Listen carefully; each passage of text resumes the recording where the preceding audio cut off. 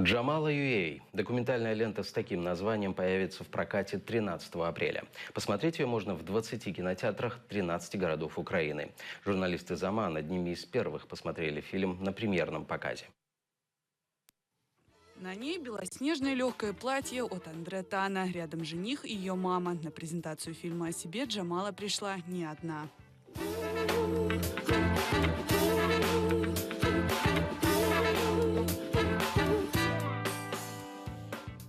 Допремьерный показ проходил в одном из столичных кинотеатров. Среди приглашенных гостей можно было встретить и украинских селебрити.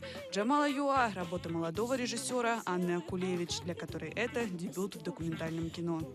Кіно саме про те, яка Джамала, коли займається своєю справою. Коли вона зовсім не контролює те, що вона говорить, те, що вона на цей момент відчуває, тому що вона вже дуже вправно з цим справляється. Вона знає, як себе поводити перед камерою. Але, на щастя, мені здається, і не тільки мені, у фільмі вона щира, якісна і справжній творець. Кино о жажде победы и стойкости крымско-татарской певицы. События в фильме охватывают период подготовки к Евровидению, о том, как работает Джамала и ее команда.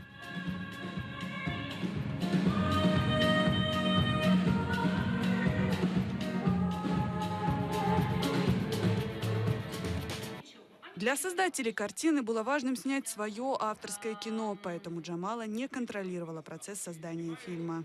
Ми знімали фільм за умови, що вона знає, але вона не контролює процес. Тобто вона не мала права, і вона цього делікатно підтримувала все це.